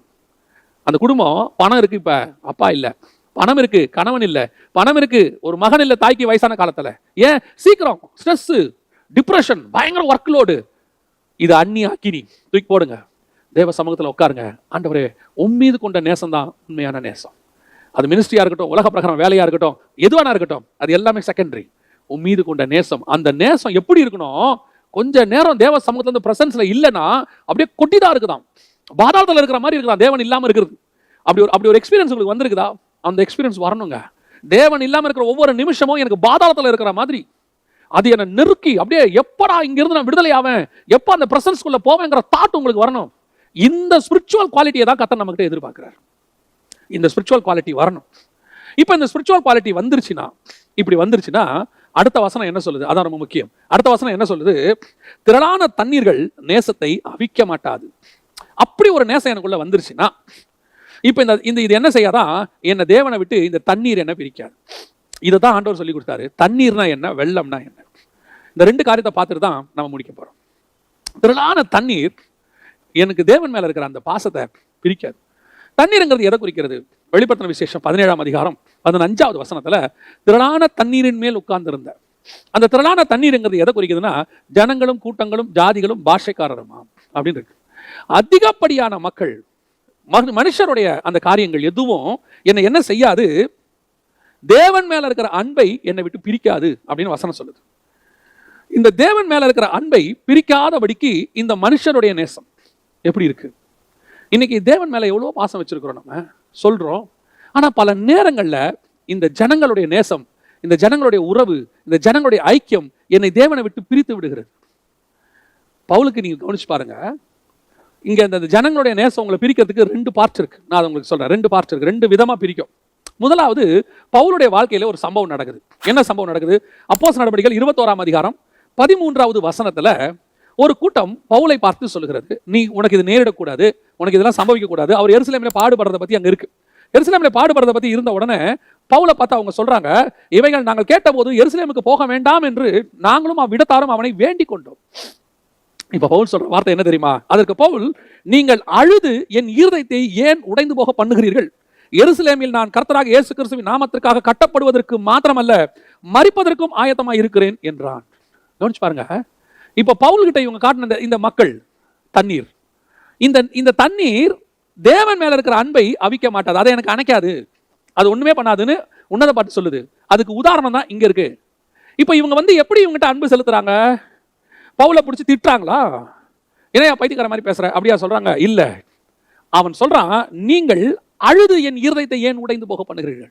இந்த நேசம் இருக்க, நீங்க என் மேல ஒரு பாசம் வச்சிருக்கிறீங்கல்ல, இந்த பாசம் என்ன செய்து என்ன தேவ சித்தத்தை விட்டு வழிவிலக பண்ணுகிற அளவுக்கு உடைந்து போக பண்ணுகிறது. பல நேரங்களிலே இதுதான் நடக்கும், பல நேரங்களில் இதான் நடக்கும். இந்த தேவ சித்தம் இருக்கு பாருங்க, அதை செய்யறதுக்கு தடை எதுன்னு கேட்டீங்கன்னா, நம்ம உடனே பிசாசுன்னு சொல்லுவோம். பிசாசு காரணம் தான், ஆனா அவன் என்ன செய்வானா, அவன் வந்து நேரடியா உங்களுக்கு இப்படிப்பட்ட காரியங்கள் இருக்காது. இன்னொரு வகை இருக்குது, பரிசுத்தவான்களுடைய அந்த அன்பு, இதுவே தேவ சித்தத்துக்கு தடையாக மாறும். பல நேரங்களில் நான் பார்த்துருக்கிறேன், ஊழியர்கள் ஊழியத்துக்கு ஒப்பு கொடுக்குறாங்க. ஊழியத்துக்கு ஒப்பு கொடுக்கும்போது இப்போ கூட எனக்கு ஒரு மெயில் வந்திருக்குது, அவர் பதில் கேட்டிருக்கிறாரு. நான் இந்த வழியாக அவருக்கு பதில் நான் சொல்றேன். அந்த மெயில் அவர் என்ன கேட்டிருக்கிறாரு, நான் ஊழியத்துக்கு ஆண்டவர் என்னை அழைத்திருக்கிறார், நான் ஒப்பு கொடுத்து விட்டேன், பைபிள் காலேஜும் படிச்சுட்டேன். ஆனா இப்போ ஊழியத்துக்கு புறப்படும் போது இப்போ எங்க வீட்டில் இருக்கிறவங்க என்ன போக வேண்டாம், வீட்டில் இருக்கிற சில கடமைகள்லாம் இருக்கு, அதெல்லாம் செஞ்சு முடிச்சுட்டு அதுக்கப்புறமா நீ போ அப்படின்னு அவங்க சொல்றாங்க. இப்போ நான் என்ன செய்யணும் பிரதர்? இது என்ன கொஸ்டின்னே எனக்கு தெரியல. உன்னை அழைத்தது கர்த்தர், அழைத்தது உன்னதமான ஊழியத்திற்கு. இந்த 700 கோடி மக்கள்ல உங்களை ஆண்டவர் தன்னுடைய ஹெவன்லி கவர்மெண்ட்டுக்கு ஒர்க் பண்ணும்படி செலக்ட் பண்ணி இருக்கிறாரு. இப்போ பவுலுக்கு நேர்ந்த அதே விஷயம் தான் உங்கள் வீட்டிலும் நடக்குது. இது நிறைய பேர் வீட்டில் நடக்குது. நிறைய பேருக்கு தேவனுக்கு ஊழியம் பண்ணணும்னு ஆசை இருக்குது, தேவ சித்தத்தை செய்யணும்னு ஆசை இருக்குது, தேவன் என்ன சொல்றாரோ அதை செய்யணும்னு ஆசை இருக்கு. அந்த நேரத்துல வந்து ஒரு அழுகை ஒண்ணு வரும். அந்த அழுகை யாருது வேணாலும் இருக்கும். என்ன எப்படி இருக்கும்? மனைவியினுடைய அழுகையாவும் இருக்கலாம், தாய் தகப்பனுடைய அழுகையாவும் இருக்கலாம், கூட பிறந்தவங்களுடைய அழுகையாவும் இருக்கலாம். ஐயோ நீங்க இப்படி போனா நாளைக்கு உங்க நிலைமை என்ன ஆகும், நீங்க மிஷினரியா காட்டுக்கு போறேன்றீங்களே. யோசித்து பாருங்க, ராணுவத்துக்கு ஒருத்தன் போகும்போது தாய் அழுதாலும் அந்த குடும்பம் இந்த நாட்டுக்கு நீ சேவை செய்ய போறப்பா, தைரியமா போ, உன் உயிர் போனாலும் இந்த நாட்டுக்கு போச்சுன்னு சொல்லி அனுப்பி வைக்கிறாங்க. அப்படி ஒரு தியாகத்தோட ஒரு மகனை ராணுவ வீரனாக அனுப்பக்கூடிய மக்கள் இருக்கிறாங்க.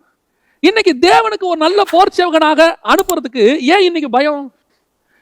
ஒரு இந்திய மண்ணிலே அவருடைய ரத்தம் விதைக்கப்படுகிறது. ஆனால் நம்முடைய ரத்தமோ பரலோகத்துக்கென்று, தேவனுக்கென்று போகிறது. அப்படி இருக்கும்போது நிறைய பேருடைய ஊழியத்தில் பார்க்கிற, வாழ்க்கையில பார்க்கிற இந்த தேவ சித்தத்தை செய்யறது பாசிட்டிவா, உனக்கு கொடுக்கப்பட்டதை பாசிட்டிவா, நெகட்டிவா கிடையாது. நீ போகக்கூடாது அப்படி, அது வேற, அது இன்னொன்று இருக்கு, இது வேற. இது அப்படியே கட்டி பிடிச்சிக்கிட்டு அழுது இதெல்லாம் நடக்கக்கூடாது, வேணாம், நம்ம குடும்பத்துக்கு ஒத்து வராது. இப்படி போயிட்டா நாளைக்கு 2 தங்கச்சி இருக்குது, யார் கல்யாணம் பண்ணி கொடுப்பா? நாளைக்கு அப்பா அம்மாவுக்கு என்ன நடக்கும்? இப்படி இருக்கிற 1 லட்சம் ரூபாய் சம்பளத்தை விட்டுட்டு 3000 ரூபாய்க்கு ஒரு மிஷனரி பணித்தளத்துக்கு போறேங்கிறிய, நாளைக்கு 2 பிள்ளைங்க உனக்கு இருக்குதா, நீ என்ன செய்வ? இந்த எதிர்காலத்தின் பயத்தை போட்டு பாசிட்டிவா. அதான் பவுல் சொல்றாரு, கிறிஸ்துவின் அன்பை விட்டு என்னை பிரிப்பவன் யார்? என்னை பிரிக்க முடியாது. இந்த உலகத்தின் நேசம். அவன் சொல்றான், அழுது என்ன நீங்க உடைஞ்சு போக பண்றீங்களா? யார் என்ன அழுதாலும் சரி, அந்த இடத்துல தேவ சித்தத்தை நான் செஞ்சே ஆவேன். அது என்ன வேணா இருக்கட்டும், சொன்னது கர்த்தர், நான் செய்வேன். ஏன் நான் அதை செய்யறேன்னா, அவர் மேல கொண்ட நேசம் அப்படிப்பட்டது. யோசித்து பாருங்களேன், பிதா குமாரனை அனுப்புகிறார். ஒரு பேச்சு பேசாம குமாரன் கீழே வருகிறார். வரும்போது வசனம் சொல்லுது, அவர் தனக்கு முன்பாக வைக்கப்பட்ட சந்தோஷத்தின் நிமித்தம் இந்த பாடுகளை அவர் ஏற்றுக்கொண்டாராம். பிதா கூப்பிட்டு சொல்றாரு, போப்பா, போய் அடிவாங்கு, போய் உதவாங்கு, உன் தாடி மயிரை பிடிச்சி இழுப்பாங்க, உன் முகத்தில் துப்புவாங்க, உன்னை கொஞ்சம் கெட்ட வார்த்தைகள்லாம் பேசுவாங்க, 1 முதுக பதம் பார்த்துருவாங்க, உன்னால ஒரு பாரமான சிலுவையை ஏற்றுவாங்க, நான் உன்னை ரொம்ப செல்லமா வளர்த்துட்டேன், நீ போ அப்படின்னு ஒன்று.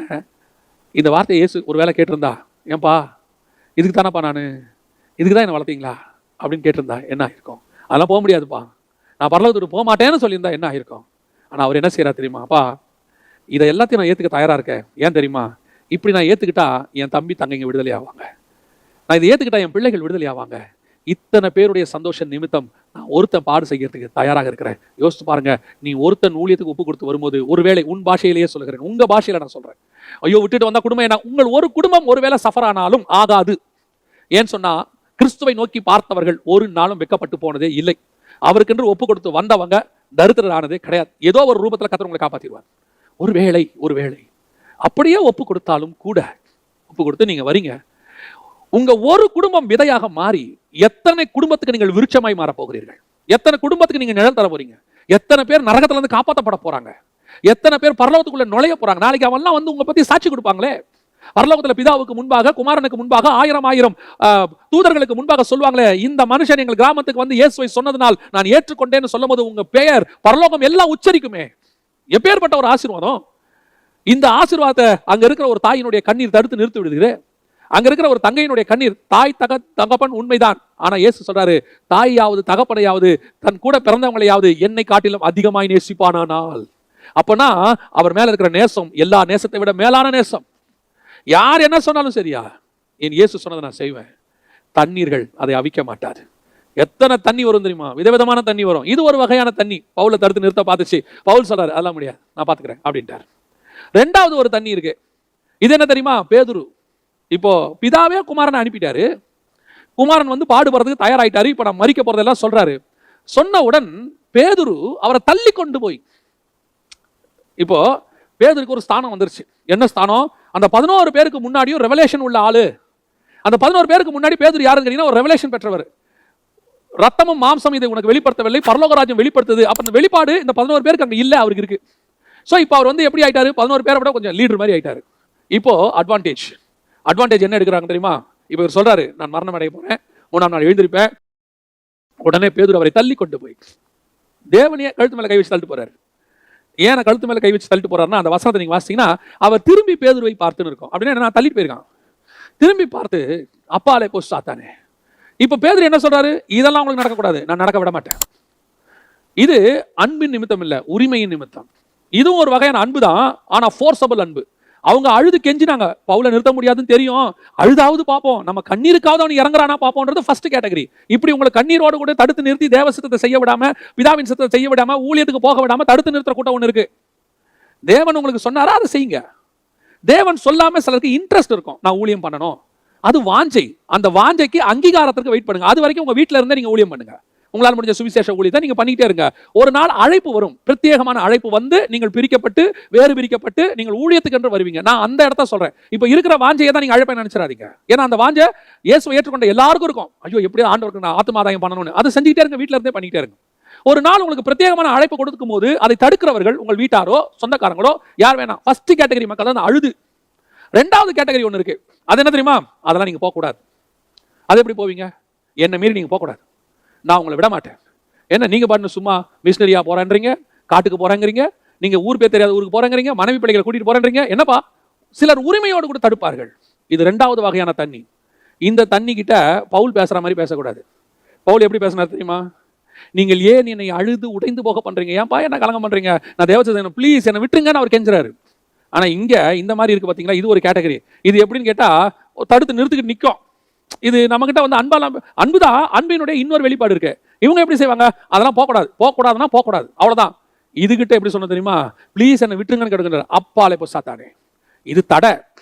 இப்படி வகையான ஒரு கூட்டம் இருக்கும். இது உங்கள் ஊழியத்துக்கு போக விடாமல் உங்களை தடுக்கிற இன்னொரு கூட்டம். நாட் ஒன்லி மினிஸ்ட்ரி, நான் சொன்னது வெறும் ஊழியன் மட்டும் எடுத்துறாதீங்க. தேவ சித்தம் எதுவா இருந்தாலும், உங்களை தேவன் என்ன இந்த படிப்பு படிக்க சொல்றாரு, இல்ல இந்த வேலைக்கு போக சொல்றாரு, இல்ல இந்த திருமண காரியத்தை இப்படி சொல்றாரு, இல்ல வேலையில இப்படிப்பட்ட ஒரு பிசினஸ்ல இப்படி சொல்றாரு, எது தேவன் சொல்றாரோ அதுக்கு ஆப்போசிட்டா நான் சொல்றது, அது மினிஸ்ட்ரியாவும் இருக்கும்.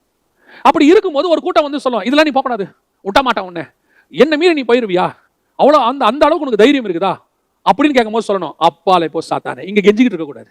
இது ரெண்டாவது வகையான கூட்டம். இவங்களும் அன்பின் நிமித்தம் தான். திருப்பி சொல்றேன், இவங்க நமக்கு எதிரி கிடையாது, அன்பின் நிமித்தம் தான். பேதுரு வந்து தேவனை சொன்னது என்ன நிமித்தம், அன்பின் நிமித்தம் தான். ஆனா அந்த அன்புல கொஞ்சம் அட்வான்டேஜ் எடுத்துக்கிறாரு அவர். எந்த அட்வான்டேஜ், நான் பிரதான சீஷன், வெளிப்பாடு பெற்றவன். நான் சொல்றேன், சில நேரத்தில் நீங்க ஊழியத்துக்கு போகும்போது உங்களுக்கு மேல இருக்கிறவங்க சொல்லுவாங்க, ஆண்டவர் உன்னை அழைச்சாருன்னா எங்கிட்ட பேசட்டும், நான் சொன்ன பிறகு நீ போலாம், அது வரைக்கும் போகக்கூடாது. இந்த மாதிரி மேல இருக்கிறவங்க ஆண்டவர் சொல்லியும் மேல இருக்கிறவங்களுடைய பேச்சை கேட்டு ஊழியத்துக்கு வராம அழைப்பை இழந்து போனவங்க நிறைய பேர்.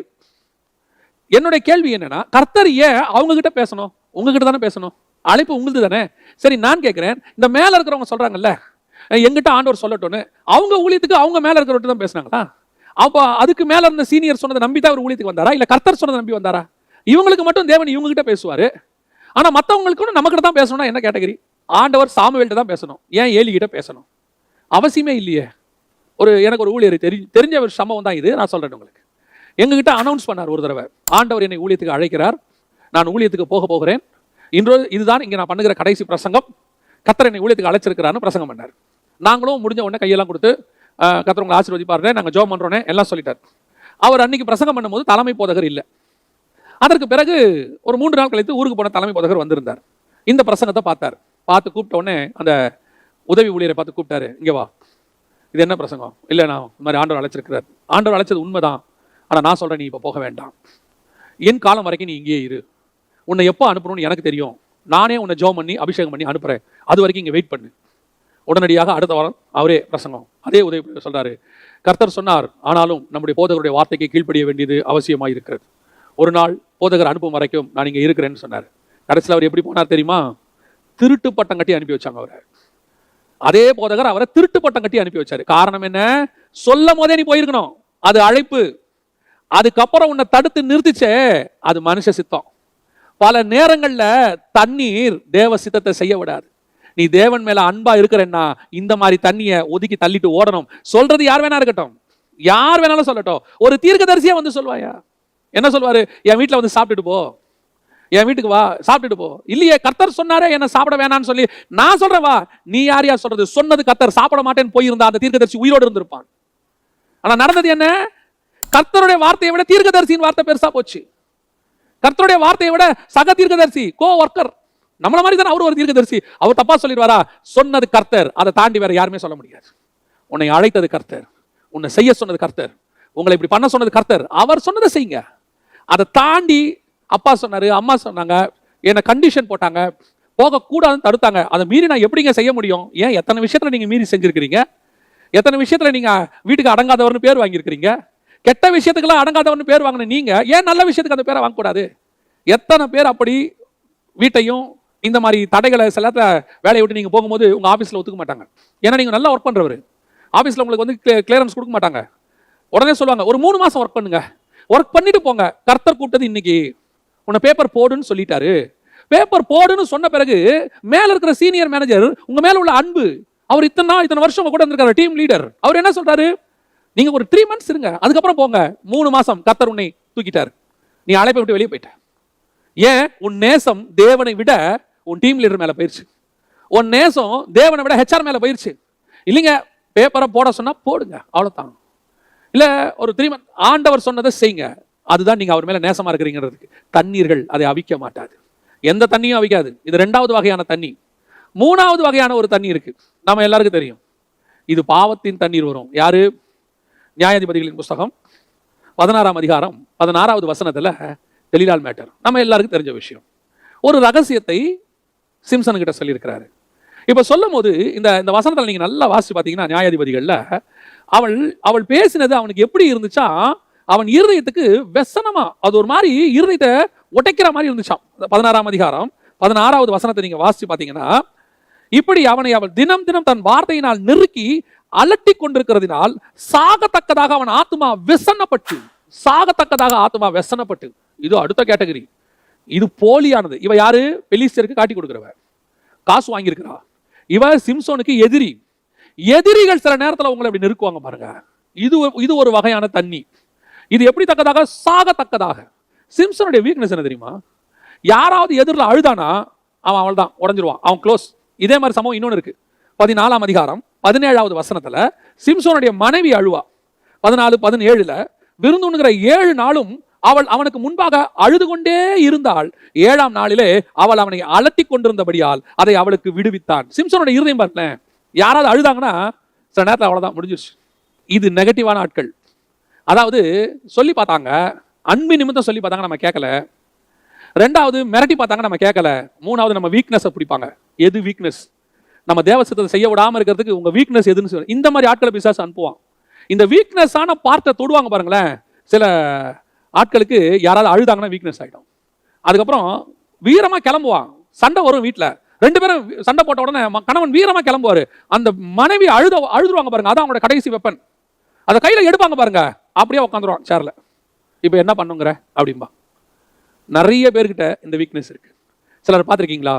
வீட்டை விட்டு கிளம்பும்போது பிள்ளை ஃபர்ஸ்ட் என்ன சொல்லணும்னா, அப்பா போவாதீங்கன்னு சொல்லும். இல்லை போனோம் அப்படிம்பாரு. அது அடுத்து அழ தொடங்கின உடனே இவருடைய ஸ்டெப்ஸ் கொஞ்சம் குறையும். அந்த கண்ணில் தண்ணி வந்த உடனே பார்த்தீங்கன்னா அப்பா அங்கேயே நிற்பாரு. அப்பா போயிட்டு வந்துடுறேன் போவே மாட்டாரு. ஏன்?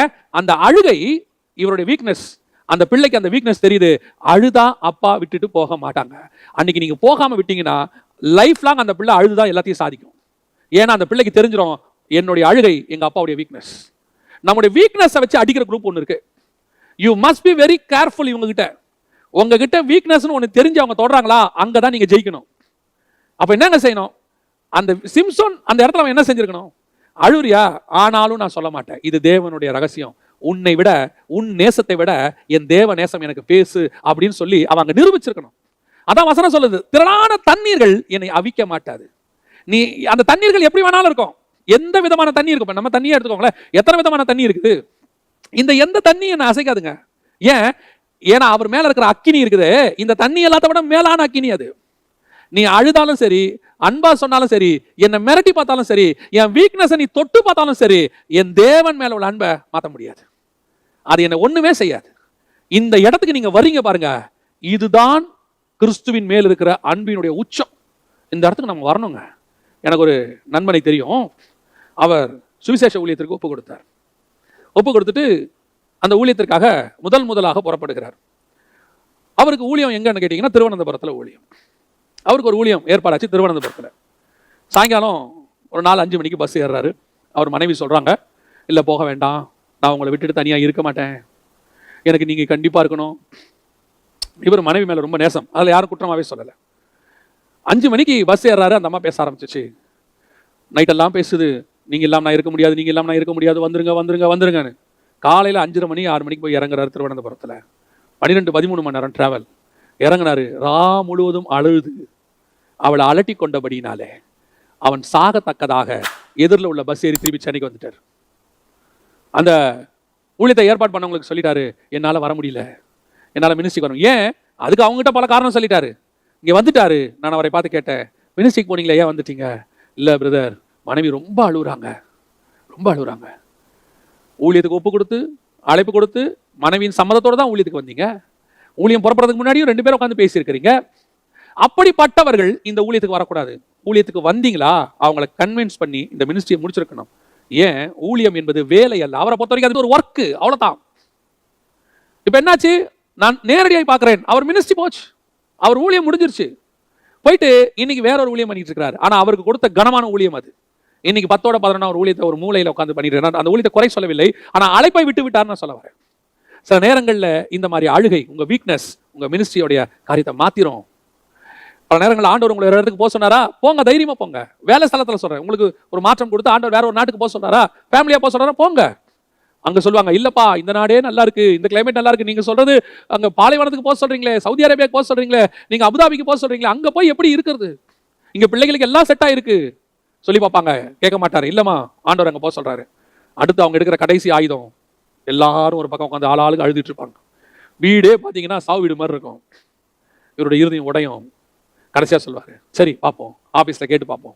ஆனால் அந்த இடத்துல கர்த்தர் உனக்கு வேறொரு காரியத்தை வைத்திருந்திருப்பார். அந்த இடத்துல கர்த்தர் உனக்கு மிகப்பெரிய ஆசீர்வாதத்தை வச்சிருந்திருப்பாரு.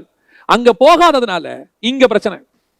இப்ப நம்ம இங்கே இருக்கிறோமா, இப்ப வந்து பாத்தீங்கன்னா இங்க வேற ஒரு பிரச்சனை ஒரு 6 மாசம் கழிச்சு. இப்ப இவர் சொல்லுவாரு, அங்க போயிருந்தா நல்லா இருந்திருக்கும், கர்த்தர் அப்பயே ஒரு வாய்ப்பு கொடுத்தாரு, என் ஃப்ரெண்ட்ஸ் எல்லாம் போய் இப்ப நல்லா வேற மாதிரி இருக்கிறாங்க, கர்த்தர் கொடுத்த சான்ஸை விட்டுட்டேன். 6 மாசம் கழிச்சு யோசிச்சு பிரயோஜனம் இல்ல. சில தண்ணீர் உன் கர்த்தர் உனக்கு மேல வச்சிருந்த அன்பை அவித்து விட்டது.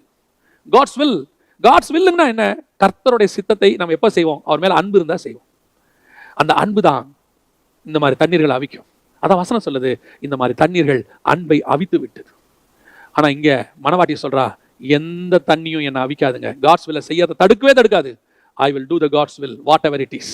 நீ அன்பினால என்னை தடுத்தாலும் சரி, என்னை மிரட்டினாலும் சரி, என் வீக்னஸை நீ தொட்டு பார்த்தாலும் சரி, என் தேவன் மேல உள்ள அன்பை என்னை விட்டு மாற்ற முடியாது. 2வது அந்த வசனம் என்ன சொல்லுது? உன்னத பாட்டின் புஸ்தகம் 8ஆம் அதிகாரத்தை நீங்க வாசிக்கும் போது 2வது வசனம் சொல்லுது, வெள்ளங்களும் திரளான தண்ணீர்கள் நேசத்தை அவிக்க மாட்டாது, வெள்ளங்களும் அதை தணிக்க மாட்டாது. வெள்ளங்களும் தணிக்க மாட்டாதுன்னா என்ன அர்த்தம்? இந்த வெள்ளங்கிறது எதை குறிக்குது அப்படின்னு சொல்லி இந்த வசனத்தை தியானிக்கும் போது ஆண்டவர் கொடுத்தான வார்த்தை, வெளிப்படுத்தின விசேஷம் 12ஆம் அதிகாரத்துல இந்த வலு சர்ப்பத்தை குறித்து வேதம் சொல்லுகிறது. வெளிப்படுத்தல் 12ல வலு சர்ப்பம் ஸ்திரீக்கு முன்பாக நின்றது. அந்த ஸ்திரீயை கொல்லும்படி, அந்த பிள்ளையை கொல்லும்படி அது ஒரு வேலை செய்து. என்ன செய்து? 15வது வசனம், அப்பொழுது அந்த ஸ்திரீயை வெள்ளம் கொண்டு போகும்படிக்கு பாம்பானது தன் வாயிலிருந்து ஒரு நதி போன்ற வெள்ளத்தை அவளுக்கு பின்னாக ஊற்றிவிட்டது அப்படின்னு. இந்த வெள்ளங்கிறது எதை குறிக்குது அப்படின்னு கேட்டீங்கன்னா, பிரச்சனைகள், போராட்டங்கள். திரளான வெள்ளம் போல போராட்டம் வந்தும் அப்படின்னு நம்ம பாட்டெல்லாம் பாடி இருக்கிறோம். இந்த இடத்துல எதை குறிக்குதுன்னா, சபைக்கு விரோதமான உபத்திரவம். இப்ப இந்த உபத்திரவத்தை தான் 2வது சொல்லுது. முதல்ல உள்ளது என்னது? நேசம், உலக பிரகாரமான மனிதர்களுடைய நேசம். 2வது வெள்ளம். வெள்ளங்கிறது உபத்திரவம். இந்த உபத்திரவம் தேவனை விட்டு என்னை பிரிக்காது. பவுல் அதே சொல்றாரு, கிறிஸ்துவின் அன்பை விட்டு என்னை பிரிப்பவன் யார்? பசியோ, பஞ்சமோ, பட்டயமோ, நிர்வாணமோ, நாசமோசமோ, எல்லாமே உபத்திரவம். இது எதுவுமே என்ன அவரை விட்டு பிரிக்காது.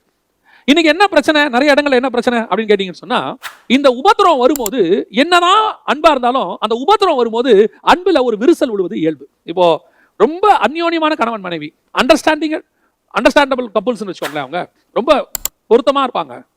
அப்படிப்பட்டவங்களுக்குள்ள கூட ஒரு விரிசல் வருது. எங்க வருது அப்படின்னு பாத்தீங்கன்னு சொன்னா, எல்லாம் சுமூகமா இருக்கும்போது சுமூகமா இருக்கும். ஒரு சின்ன பொருளாதார பிரச்சனை வரும்போது, இல்லையா, ஒரு சின்ன ஃபேமிலிக்குள்ள ஒரு கல்யாணத்துக்கு நீங்க போகணும் அப்படின்னு சொல்லும் போது இவர் வேணாம் அப்படின்னு சொல்லும் போது, ஏதோ ஒரு சின்ன இடத்துல ஒரு பிரச்சனை, போராட்டம் ஒன்று வரும்போது இப்ப என்ன ஆகுது? அவங்களுக்குள்ள ஒரு சின்ன விரிசல் வருது. நான் சொல்றேன், உபத்திரவத்தில் நீங்க எவ்வளவு உண்மையா இருக்கிறீங்களோ அதுதான் அந்த உபத்திரவம் முடிஞ்ச பிறகு உங்களுக்குள்ள நேசத்தை இன்க்ரீஸ் பண்ணும். அதான் இவர் சொல்லுது, வெள்ளங்கள் என் தேவன் மேல இருக்கிற அன்பை அணைக்காது. இந்த வசனம் சொல்லுது, வெள்ளங்கள் தணிக்க மாட்டாது, அப்படியே அணைச்சு போக பண்ணிருமா அந்த உபத்திரவம். பல குடும்பங்கள் இந்த உபத்திரவத்துல பிரிஞ்சு போச்சு. அன்பான கணவன் மனைவி தான், பொருளாதாரத்துல ஒரு பிரச்சனை வந்த உடனே அவங்க என்ன பண்றாங்க, உடனே அவங்களுக்குள்ள ஆட்டோமேட்டிக்கா பேச்சு கொஞ்சம் கடினமா மாறுது. ஆமா, பிள்ளைகளுக்கு ஃபீஸ் கட்ட வழி இல்ல. சமீபத்துல இந்த கொரோனா பிரச்சனை வந்தபோது ஒரு டாக்டருடைய சைக்காலஜிக்கல் ரிப்போர்ட் அவங்க கொடுத்தாங்க, ஒரு 7 மினிட்ஸ் ரிப்போர்ட் அவங்க பேசியிருந்தாங்க. அவங்க என்ன சொல்றாங்கன்னா, இந்த கொரோனா பிரச்சனைகள் வந்தபோது அதிகப்படியாக பாதிக்கப்பட்டது யாருன்னு கேட்டீங்கன்னு சொன்னா கணவன்மார்கள், குறிப்பா தகப்பன்மார்கள். ஏன் அப்படின்னு கேட்டீங்கன்னா, தங்கள் குடும்பத்தை அவர்கள் நல்ல நிலைமைக்கு வச்சுட்டு இருந்தாங்க. திடீர்னு லாக்டவுன் வந்துருச்சு. அப்படி வந்த உடனே வீட்டில் அவர்களுக்கு கிடைக்கிறதான அந்த ரியாக்ஷன், இப்போ அவங்களால பழையபடி குடும்பத்தை நடத்த முடியல, கொஞ்சம் சிக்கனமா மாறுறாங்க. இல்லைன்னா கொஞ்சம் கஷ்டம் வீட்டுக்குள்ள வருது, ஃபீஸ் கட்ட முடியல. 2 பிள்ளைகளுக்கும் ஆன்லைன்ல 2 பிள்ளைகளுக்கும் ஃபோன் வாங்கணும், வாங்க முடியல. இப்போ மாசம் வாடகை கட்டி இது பண்றதுக்கு தான் சரியா இருக்கு, எக்ஸ்ட்ராவா ஒன்றும் செய்ய முடியல. முந்தி நல்லா இருக்கும்போது பிள்ளைகள் கேட்டதெல்லாம் வாங்கி கொடுத்தாங்க, இப்போ முடியல. முன்னாடியானா எல்லாமே அவங்களுக்கு ட்ரெஸ் எது கேட்டாங்களோ எல்லாத்தையும் உடனே வாங்கி கொடுக்க முடிஞ்சு, இப்போ முடியல. ஏற்கனவே அந்த கணவன்மார்கள், அந்த தகப்பன்மார்கள் வந்து ஸ்ட்ரெஸ்ல இருக்கானாமா, வேலை இல்ல, பிசினஸ் டவுன்ல போகுது, இப்போ என்ன பண்ண போறோம், அடுத்து என்ன நடக்கும்னு இருக்கானாமா. நடுவுல ஃபேமிலிலயும் அவனுக்கு என்ன கிடைக்கல, அன்பு கிடைக்கல. இதனுடைய விளைவு நமக்கு தெரியல. நிறைய பேர் சூசைட் பண்ணிட்டாங்களாமா, நிறைய பேர் மென்டலி அப்செட், சைக்காலஜிக்கலி பாதிக்கப்பட்டாங்களாமா. எத்தனையோ பெரிய பணக்காரங்க சூசைட் பண்ணிட்டாங்க, பெரிய பெரிய கம்பெனிக்காரங்களாம் தற்கொலை. என்ன காரணம்? பிசினஸ் உடைய பிரச்சனை, ஸ்ட்ரெஸ். அப்போ இந்த நேரத்துல அந்த குடும்பத்துல அந்த மனைவியோ அல்லது அவனுடைய தாயோ அல்லது அந்த பிள்ளைகளோ அவங்ககிட்ட காட்டுற அந்த நேசம் தான் வெளியே இருக்க அந்த பிரச்சனையை சந்திப்பதற்கு அவனுக்கு இருக்கிற ஒரே பலன். கவலைப்படாதீங்கப்பா, இருக்கட்டும், என்ன இப்போ முந்தி மாதிரி இப்போ சாப்பிட முடியாது, அவ்வளவுதானே, நீங்க இருக்கீங்களே அது போதும், திருப்பி இதெல்லாம் சரியாயிரும், 1 இயர் 2 இயர் அவ்வளவு தானே, அதுக்கு பிறகு எல்லாம் நார்மல் ஆயிடும். பிள்ளைகள் சொல்லி பாருங்க அப்பா கிட்ட, பரவாயில்ல டாடி, இப்போ இல்லைன்னா என்ன, நீங்க எவ்வளவு வாங்கி கொடுத்துருக்கீங்க, இருக்கிற ட்ரெஸ் நாங்க போட்டுக்கிறோம், அடுத்த கிறிஸ்துமஸ்க்கு வாங்கிக்கிறோம், சொல்லி பாருங்க. அப்பாவுக்கு உங்க மேல நேசம் 100 மடங்கு கூடும், அது அவனுக்கு பலன். என்ன ஆயிருது, அந்த உபத்திரவம் அந்த அன்பை தரித்து விடுகிறது. நம்ம பேசுற ஒரு வார்த்தை, சுருக்குன்னு சொல்லுவாங்க ஒரு வார்த்தை, நல்ல நாளும் பொழுதுமா வீட்டில் ஒரு பண்டிகை கொண்டாடுறது கூட வழி இல்லை அப்படின்னு சொன்ன உடனே அவன் இருதயம் உடையுது. உடனே அந்த உபத்திரவம் அவனுடைய அந்த அன்பை அப்படி உடைச்சு போகுது. அது வரைக்கும் இந்த குடும்பத்தில் மிகப்பெரிய விரிசல். பல நேரங்கள் அவன் காட்ட மாட்டாங்க வெளியே, அதோட ரியாக்ஷன் 6 மாசம் கழிச்சு நடக்கும், வேற எதுலையாவது காட்டுவாங்க. இப்போ இவங்க சொல்லுவாங்க, முந்தி மாதிரி நீங்க இல்ல, நீங்க முந்திய விட இப்போ ரொம்ப கோவப்படுறீங்க. ஆமா, 6 மாசமா அவன் எல்லாத்தையும் உள்ள போட்டு வச்சிருந்துருக்கிறான். அதனுடைய விளைவு தான் அது. பைபிள் சொல்லுது, எந்த உபத்திரவமும் என் தேவன் மேல இருக்கிற அன்பை மாற்றாது. உபத்திரவம் பிரச்சனையை சால்வ் பண்ணாதுங்க. உபத்திரவத்தில் பிரச்சனை அதிகமாகும், அது ஆகாம நம்ம பார்த்துக்கணும். மனைவியும் கணவனும் உட்காந்து பேசணும். அதே மாதிரி தான் சொல்றேன், எவ்வளவு பிரச்சனை உங்களுக்கு பிசாசு கொண்டு வந்து வெள்ளம் போல சத்துருக்கள் வந்தாலும், அந்த வெள்ளங்கிறது பிரச்சனையை குறிக்கும், சத்துருவை குறிக்கும், உபத்திரவத்தை குறிக்கும். வெள்ளம் போல சத்துருக்கள் வந்தாலும் கூட அந்த அன்பு, இயேசுவை நல்லா வைக்கும் போது நல்லா இருந்தேன், ஏன் இப்போ யோபு வாழ்க்கையை பாருங்க, அது கொடுத்தார் அவர் எடுத்தார், இது ஒரு பெரிய பிரச்சனையா, போங்கப்பா, திருப்பி என்னை அவர் ஆசீர்வதிக்க வல்லமையுள்ளவராக இருக்கிறார். தாவீதை ராஜாவா உட்கார வச்சவரும் அவர் தான், கீழே இறக்குனவரும் அவர் தான், திருப்பி கொண்டு உட்கார வச்சவரும் அவர் தான். அவரால் அது முடியும். நடுவில் வரக்கூடிய இந்த சின்ன ஹர்டல்ஸ், சின்ன போராட்டங்கள் அந்த அன்பை மாத்திரக்கூடாது. ரொம்ப ஆச்சரியமா இருக்கு, நிறைய பேர் இந்த கொரோனா பிரச்சனை வரும்போது அவர்கள் தங்கள் ஊழியத்தை விட்டு விட்டார்கள்னு சொல்லி பார்த்தேன். எனக்கு ரொம்ப ஆச்சரியம், அது எப்படி மினிஸ்ட்ரி விட்டாங்க? அப்போ எங்கிட்ட ஒரு சில ஊழியர்கள் இந்த கேள்வி கேட்டாங்க, ஏன் இப்படி போயிட்டாங்க எல்லாரும் அப்படின்னு சொன்னா, நாங்கள் உட்காந்து எல்லாரும் அவங்ககிட்டலாம் பேசணும். பேசும்போது ஒன்று தெரிஞ்சிச்சு, அவர்கள் கிறிஸ்துவின் மேலுள்ள அன்புல மினிஸ்ட்ரிக்கு வரல. அவங்க அந்த நேரத்தில் ஒரு எமோஷனல்ல யாரோ சொன்னாங்க, சின்ன ஒரு இன்ட்ரெஸ்ட் அதில் வந்துட்டாங்க. ஆனால் பிரச்சனை வந்தபோது அவர்களால் அதில் நிற்க முடியவில்லை. அதே நேரத்தில் இதே கொரோனா பிரச்சனையில் அவர்களை பார்க்கிலும் கஷ்டப்பட்ட எத்தனையோ ஊழியர்கள் உண்மையும் உத்தமமாக, ஏன் சில நேரங்களில் மாதாந்தரத்துக்கு அவங்களுக்கு தேவையான பிரச்சனை கூட வந்துச்சு இந்த கொரோனால. அது அவங்களுக்கு ஒரு டெஸ்ட் மாதிரி. அவர்கள் தேவனுக்கு என்று வைராக்கியமாய் நின்றார்கள், கர்த்தருக்கு என்று அந்த நேரத்தில் போய் ஊழியம் பண்ணாங்க. இன்னும் சொல்லுவேன், குடும்பமா ஊழியம் பண்ணாங்க. சில ஊழியர்கள் என்கிட்ட சொன்னாங்க, இந்த மாசம் எப்படி நான் சர்ச் வாடகை கட்ட போறேன்னு தெரியல, இந்த மாசம் நான் எப்படி பிள்ளைகளுக்கு எல்லாம் செய்ய போறேன்னு தெரியல. ஏன்னா இவங்க கொஞ்சம் கஷ்டப்படுற விசுவாசிகளுக்கு ஹெல்ப் பண்ணிக்கிட்டு இருந்தாங்க. சபையில நிறைய போதகர்களை நான் பார்க்கிறேன், வரதெல்லாம் அவங்க வச்சுக்கிறதே கிடையாது.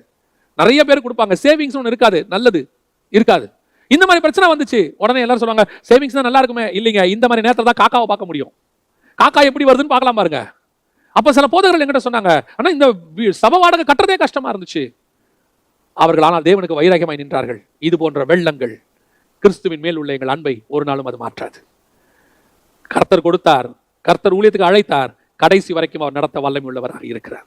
கர்த்தர் உங்களுக்கு ஒரு குடும்பத்தை கொடுத்தாரு, கர்த்தர் தானே உங்களுக்கு பிள்ளைகளை கொடுத்தாரு. அது கர்த்தரால் வர சுதந்திரம் நீங்க தானே ஒப்பு கொடுத்தீங்க. அதை கொடுத்த கர்த்தர் அந்த பிள்ளைகளையும் நடத்துவதற்கு வல்லமையுள்ளவராக இருக்கிறார். நிறைய பேருக்கு எங்க பிரச்சனை வருது தெரியுமா? நான் ஓகேங்க, நான் சமாளிச்சுக்கிறேன், எல்லாம் பிரச்சனை இல்லை, ஓகே நான் பாத்துக்கிறேன், நான் என்ன கஷ்டம் தான் நான் பார்த்துப்பேன். ஆனா என் கண்ணுக்கு முன்னாடி பிள்ளைங்க கஷ்டப்படுது, அதுதான் என்னால தாங்க முடியல. எனக்கு ஆண்டவர் சொல்லி கொடுத்ததை நான் உங்களுக்கு சொல்றேன். என்னை நடத்தின ஆண்டவர் என் பிள்ளையும் நடத்துவாருங்கிற வைராகியம் உங்களுக்கு வரணும். அந்த விசுவாசம் வரணும்.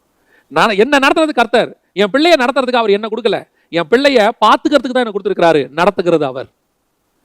என்னை கொண்டு வந்து இவ்வளவு தூரம் நிறுத்தின என் ஆண்டவர் என் பிள்ளைகளையும் கொண்டு வந்து நிறுத்த வல்லமையுள்ளவராக இருக்கிறாருன்னு ஆண்டவர்கிட்ட பிள்ளையை ஒப்பு கொடுங்க. நம்ம யாருங்க பிள்ளைகளுக்கு? கடைசி வரைக்கும் பிள்ளைகள் கூட இருந்து நம்ம காப்பாத்திடுவோமா? ஒரு நாள் வரும், இந்த உலகத்தை நாம் கடந்து போவோம். நம் பிள்ளைகள் நாம் இல்லாமல் இந்த உலகத்தில் வாழ்ற காலம் ஒன்று வரும், வருகை தாமதித்தால். அப்பா உங்களுக்கு உதவி இருக்க போறது யாரு? அப்பா உங்களுக்கு கூட இருந்து பாதுகாக்க போறது யாரு? இந்த உலக பிரகாரமான தகப்பன் போவான், ஆனால் பரலோகத்தின் தகப்பன் ஒரு நாளும் அந்த பிள்ளைகளை விட்டு போக மாட்டார். நான் சொல்றேன், இப்பவே ஒப்பு கொடுங்க, தைரியமா இருங்க. நீங்க விசுவாசத்தோடுங்க, நீங்களும் தைரியமா இருங்க.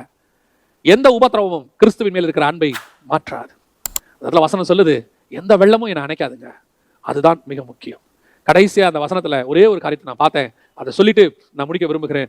கடைசியா வசனம் சொல்லுது, தன் வீட்டில் உள்ள ஆஸ்திகளை எல்லாம் நேசத்துக்காக கொடுத்தாலும் அது முற்றிலும் அசட்டை பண்ணப்படும். ஒரு பக்கம் தேவனுடைய அன்பை வச்சுட்டு மறுபக்கம் நீங்க இந்த வீட்டில் இருக்கிற மொத்தத்தையும் வச்சிட சொல்றார், மொத்த சொத்தையும் வச்சிட சொல்றார். இப்போ கிறிஸ்துவின் அன்பா சொத்தா? வசனம் சொல்லுது, இதுல ஒண்ணு கூட என்னுடைய காரியத்தை செய்யலாது, எல்லாத்தையும் அசட்டை பண்ணப்படும். அட போக்கடா அப்படின்னு தள்ளி விட்டுருவாங்களாம். ஏன்? கிறிஸ்துவின் மேல் உள்ள அன்பு அப்பேற்பட்டது. எத்தனை ஊழியர்கள், இன்னைக்கு ஊழியர்கள், அவங்க அந்த காலத்துல கிறிஸ்துவுக்காக ஒரு பைபிளை கையில் எடுத்துக்கிட்டு அப்படிப்பட்ட பரிசுத்தவான்கள் வைராகியமாய் வந்தார்கள். அன்னைக்கு வரும்போது கோடீஸ்வரன், எனக்கு தெரிஞ்ச எத்தனையோ சாட்சிகள் இருக்கு, எத்தனையோ சாட்சிகள். ஒரு போதகருடைய அம்மா, அவருடைய சாட்சியை நான் படிச்சேன். கோடீஸ்வரங்க, ஒரே மக, மொத்த சொத்து அவங்களுக்கு தான். ஒரு நாள் ஆண்டவர் அவங்களை ஊழியத்துக்கு அழைத்தார். எல்லாவற்றையும் விட்டு ஊழியத்திற்காக வேற நாட்டில் இருக்கிற ஜெப வீட்டுக்கு ஒப்பு கொடுத்து போறாங்க. அந்த தகப்பன் தன் கையை பிடிச்சிட்டு அழுதார், மகளை போயிடாத, ஊழியமாச்சே. அவர் சொன்னாங்க, இல்லப்பா ஆண்டவர் ஊழியத்துக்கு அழைச்சிருக்கிறாரு, என்னை தயவு செஞ்சு நீங்க ஒப்பு கொடுத்து அனுப்புங்க. அவர் அனுப்பி வச்சார். தகப்பன் என்ன பண்ணார் தெரியுமா? மாசம் 1000 ரூபாய். நான் சொல்றது 60 வருஷத்துக்கு 70 வருஷத்துக்கு முன்பாக உள்ளதான ஒரு சாட்சி, புத்தகத்தில் உள்ள சாட்சி. யோசித்து பாருங்க, 1960s 1950ஸ்ல 1000 ரூபாங்கிறது எவ்வளவு பெருசுன்னு பாருங்க. அந்த 1000 ரூபாயை மாசம் அனுப்புவாரா? அந்த தாய் என்ன செய்வாங்க தெரியுமா? மணி ஆர்டர் வருமா, ஜப வீட்டில் வாங்குவாங்களாம், வாங்கி பக்கத்தில் இருக்க காணிக்கை பெட்டியில போட்டுட்டு அப்படியே போட்டுட்டு போயிடுவாங்களாம். ராக்லன்னு ஒரு பெரிய ஊழியர், அவரை பத்தின சாட்சி எவ்வளோ கேட்டிருக்கிறோம். வெளிநாட்டுல இருந்து அவருக்கு சொந்த செலவுக்கு பணம் குடும்பத்தார் அனுப்புவாங்களாம். அதை வாங்கி வாசல் நிற்கிற வரியர்கள் வந்து தெரிய நினைப்பாங்களாம். வரியவர்கள் அவங்க கிட்ட 1ஆம் தேதி அப்படி மொத்தத்தையும் பிரிச்சு கொடுத்துட்டு அவர் போயிட்டே இருப்பாராம். ஏன்? இந்த சொத்து எதுவும் கிறிஸ்துவின் மேல் இருக்கிற அன்பை பிரிக்காது. இது எல்லாம் மற்றவங்களுக்கு, எனக்கு கிறிஸ்துவின் அன்பு போதும். ஏங்க அப்படி? அந்த அன்பு என்னை நெருக்கி ஏவுகிறது. அவர் மேல உள்ள அன்புங்க. இது எதை கொடுத்தாலும், இன்னைக்கு பாருங்க கிறிஸ்துவின் மேல் உள்ள அன்பு எப்படி மாறி போச்சு. எல்லாத்தையும் விட்டுட்டு ஒரு காலத்துல வந்தவங்க இன்னைக்கு அந்த கிறிஸ்துவை வச்சு எல்லாத்தையும் சம்பாதிக்க நினைக்கிறாங்க. அன்பு போயிருச்சு. இன்னைக்கு எதெல்லாம் அசட்டை பண்ணாங்களோ, தேவையில்லையா, எனக்கு அன்பு போதும், கிறிஸ்து போதும்னு சொல்லி வந்தாங்களோ, இன்னைக்கு அந்த கிறிஸ்துவை வச்சு சம்பாதிக்கிறாங்க. என்ன சொல்றாங்க? நாங்க ஒரு காலத்துல கிறிஸ்துவுக்கு எல்லாவற்றையும் விட்டோம், கிறிஸ்து இன்னைக்கு தராரு. கிறிஸ்து தரல. கிறிஸ்து தரது கரெக்டா அளவா தான் இருக்கும். கிறிஸ்து அளவுக்கு மீறி தர மாட்டாரு. கிறிஸ்து 4 தலைமுறைக்கு பேங்க்ல சொத்து தரவே மாட்டார். நான் வசனத்துல இருந்தே சொல்லுவேன், 4 தலைமுறைக்கு சொத்து கிறிஸ்து தர மாட்டார். பேர பிள்ளைகளுக்கு வரைக்கும் எஃப்டில 10 கோடியை போட்டு வைக்க கிறிஸ்து தரமாட்டார். உங்க சொந்த அக்கவுண்ட்ல 10 கோடி 20 கோடி போட்டு வைக்க கிறிஸ்து தரமாட்டார். இது அன்பு கிறிஸ்துவை தாண்டி வேற எங்கேயோ போயிருச்சு. எதெல்லாம் ஒரு காலத்துல அசட்டை பண்ணமோ, இன்னைக்கு அதையெல்லாம் நேசிக்க ஆரம்பிச்சிட்டோம். ஒரு ராஜாவை குறித்து கேள்விப்பட்டேன். அவர் பேர் ஹென்றி நான் நினைக்கிறேன். அவர் ஒரு பெண்ணை நேசித்தார். அவர் வந்து ராஜவம்சத்தை சாராத பெண். அப்போ அப்பா கிட்ட போய் சொன்னார், அவர் ஒரு மகாராஜா போய் சொன்னார், நான் இந்த மாதிரி ஒரு மகளை விரும்புகிறேன். உடனடியாக அவங்க சொன்னாங்க, முடியாது, ஒரு சாமானிய பெண்ணை திருமணம் செய்வதற்கு அரசாங்கம் ஒத்துக்கொள்ளாது, அரச குடும்பம் ஒத்துக்கொள்ளாது, நீ அவளை மறந்து விடு. அவன் சொன்ன வார்த்தை என்ன தெரியுமா? எனக்கு ராஜ்யபாரம் தேவையில்லை, நான் நேசித்த என் பெண் எனக்கு வேண்டும். அவன் ராஜ்யபாரத்தை முடிய திறந்து விட்டு போயிட்டார். இப்ப கூட இங்கிலாந்துல இளவரசராக இருக்கிற ஒருத்தர், அவர் வேறொரு பெண்ணை திருமணம் செய்ய வேண்டும் என்பதற்காக ராஜ்யபாரத்தை வேண்டாம்னு சொல்லிட்டார். எங்களுக்கு ராஜவம்சத்தினுடைய எந்த ஒரு இதுவும் வேண்டாம் அப்படின்னு அனௌன்ஸ் பண்ணிட்டார். அப்ப அந்த நேசம் எல்லாத்தையும் மறக்க பண்ணுது பாருங்க. நான் திருப்பி ஒரு நெகட்டிவ் கம்பேரிசனை சொல்றேன். ஒரு உலக பிரகாரமா நேசிக்கிறவங்க ஒரு நேசத்துக்காக அவங்க வாழ்ந்திருந்த வாழ்க்கை, வசதி, தாய் தகப்பன் எல்லாத்தையும் விட்டுட்டு ஓடுறாங்க பாருங்களேன். போய் கஷ்டப்படுறாங்க, ஆனா அது சந்தோஷமா கஷ்டப்படுறாங்க. தாய் தகப்பன் போய் பார்த்துட்டு கேட்கறாங்க, இப்படி வந்து செல்லமா வளர்த்த என் மக இப்படி ஒரு குடிசைக்குள்ள இவ்வளவு கஷ்டப்பட்டுக்கிட்டு இருக்கிறியே, அந்த பெண் சொல்ற வார்த்தை என்ன தெரியுமா? அவர் என்ன நல்லா வச்சிருக்காருமா, நான் சந்தோஷமா இருக்கிறேன். பொய் சொல்லாதம்மா, வீட்டில் இருக்கும்போது எப்படி இருந்த அது அங்க. இங்க அவர் கூட இந்த வாழ்க்கை வாழ்றது எனக்கு சந்தோஷமா இருக்கு. அந்த நேசம் இந்த பாடுகளை மறக்க பண்ணுது. இது எல்லாத்தையும் தாய் தகப்பனுடைய அதை எல்லாத்தையும் அசட்டை பண்ணுது. நான் அந்த மாதிரி செய்யறது சரின்னு சொல்லல, ஒரு உதாரணத்துக்கு எக்ஸாம்பிள். அந்த மாதிரி ஒரு நேசம் தேவன் பேர்ல வரணும். அதான் சொல்லுது, இந்த வீட்டில் உள்ள மொத்த ஆஸ்தியும் கொடுத்தாலும் சிலர்லாம் ஒரு வேலையை விட்டுட்டு வர்றதுக்கு யோசிக்கிறாங்க. சிலர்லாம் கொஞ்சம் பணம் அப்பா அம்மா கிட்ட இருக்கிற சொத்து ஊழியத்துக்கு போனா அது போயிடுமே. அவங்க நம்ம இந்த ஊழியத்துக்குன்னு வந்துட்டோம், இல்ல எதையாவது ஒன்று செஞ்சுட்டோம்னா, கிறிஸ்துவை ஏற்றுக்கொண்டு வீட்டுகளோட வந்துட்டோம்னா சொத்து மொத்தம் அண்ணனுக்கு கொடுத்துருவாங்க, நமக்கு ஒன்றும் வராதே. ஞானமா செயல்படணுமா? ஒரு ஞானமும் தேவையில்லை. கிறிஸ்துவை உறுதியாய் பற்றி கொண்டு வெளியே வாருங்கள். கிறிஸ்து போதுன்னு சொல்லி பாருங்க. அந்த நேசத்துக்கு இம்பார்ட்டன்ஸ் கொடுங்க. ஒரு நாள் இல்லை ஒரு நாள் அந்த நேசம் உங்களை உயர்த்தி கொண்டு போய் அவர் பக்கத்தில் உட்கார வைக்கும். அதான் வசனம் சொல்லுது, திரளான சொத்துக்கள் இருந்தாலும் அது கிறிஸ்துவின் நிமித்தம் அசட்டை பண்ணப்படும். அதெல்லாம் தேவையில்லையா? அதான் பவுல் வசனம் சொல்லுது, எல்லாவற்றையும் நஷ்டமும் குப்பையும் என்று விட்டார். இந்த நேசம் தான் அவர் எதிர்பார்க்கிறது. அதான் வசனம் சொல்லுது, அவர் மேலுள்ள நேசம் அக்கினி சுவாலை மாதிரி. திரளான தண்ணீர்களும் மக்களுடைய நேசமும் வெள்ளங்களும் உபத்திரவமும் இந்த உலகத்தில் உள்ள எதுவும் என்னை பிரிக்காது. அந்த ஒரு வசனத்தை, இங்கே சொல்லப்பட்டிருக்க இந்த வசனத்தை அப்படியே தன் வாழ்நாளில் வாழ்ந்து காட்டினவர் தான் பவுல். அதைத்தான் கிறிஸ்து உங்களிடத்திலும் என்னிடத்திலும் எதிர்பார்க்கிறார். இப்படிப்பட்ட ஒரு நேசம் நமக்கு ஆண்டவர் மேல இருக்கா? ஏன்னா இதே மாதிரி ஒரு நேசம் தான் தேவனுக்கு நம்ம மேல இருக்கு.